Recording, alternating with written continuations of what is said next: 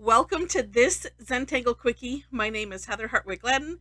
I'm a certified Zentangle teacher, and today we're going to take a look at the Tangle angelfish from CZT, Marizaan van Beek.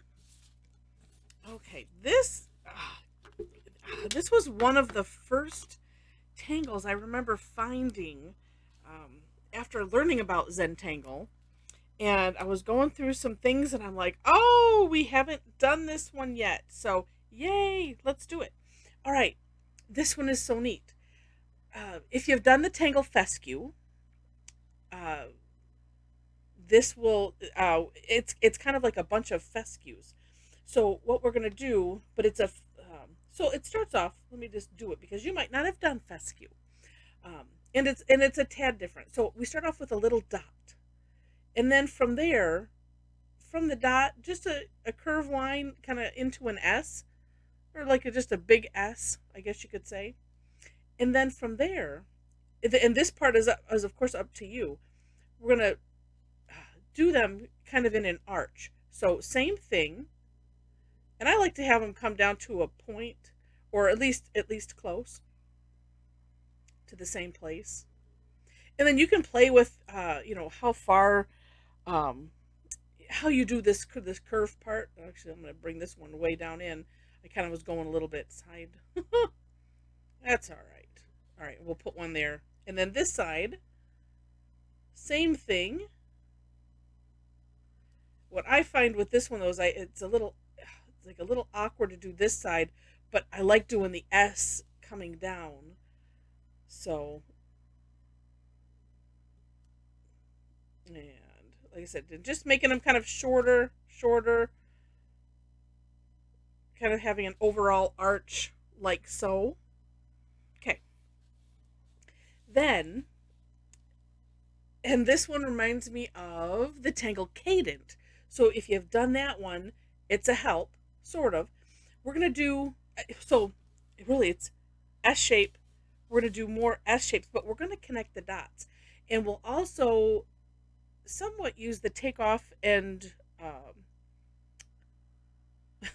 take off and land. I couldn't think the right word. Um, all right, so the takeoff and land concept is this, where you're kind of tracing over the orb a little bit, so that we're taking off here, we're doing the S shape, and then we're landing on the other orb. Now this one too, I like to make this. It's just, I don't know why. It's just what I do. I kind of make a bump at the top, and you can do it however you end up doing it. Do take a look at the for more inspiration links so you can see um, um, Marizaan's, and I hope I'm pronouncing that right, um, to see her work and her step out, and little samples, because we all end up having our own little flair of how we do stuff, and it's all fine. So we're doing that S shape all the way around, and this one is helpful to turn your tile and just keep moving it. And then for some shading. So the shading, and actually nicely, um, uh, Marizaan does put this in her step out. So we're going to put some, kind of up here in the top, in that the S shape that we're creating, and then on the right side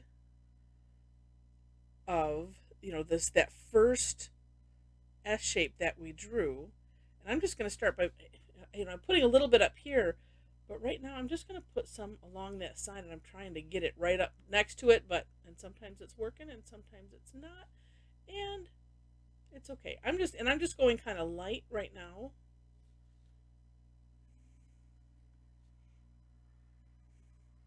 That one was kind of straight. And then not on this last one. Although, you could, and that would make like a shadow sort of. All right. And then we're going to use the tortillon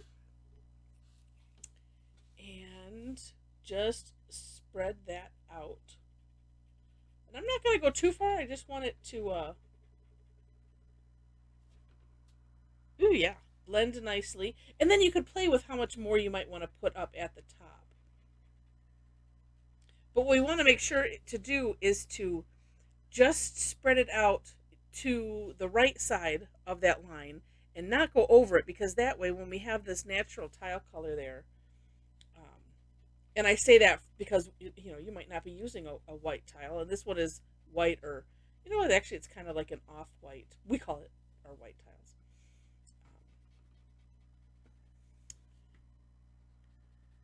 Then, oh, and see, and having them a little bit wider helps, but at the same time, it is kind of neat to have it be a little bit different. And of course, that is up to you to play with. And I'm gonna put a little bit more up here at the top. Oh, and I guess this one you could just put a little. Yeah, it looks neat. Honestly, well, let's see. What the heck? I'm just gonna put some down here. This would be like I said, it would end up being kind of like a shadow. Ooh, let's make that a little darker.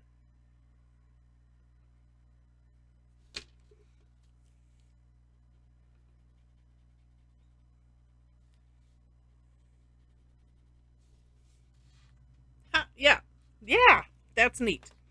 All right, and what a fun tangle! It's simple, it's impressive, and in the way I categorize some tangles, and again, I've got to like lock myself away for a week, I think, and just buckle down and get on my website, because I have a category that I like to call like water E, so things that look like they belong in water, like this. I mean, it's called angelfish, but it looks like a shell, and it's just a really really neat tangle. I could see it being added to maybe a corner of something.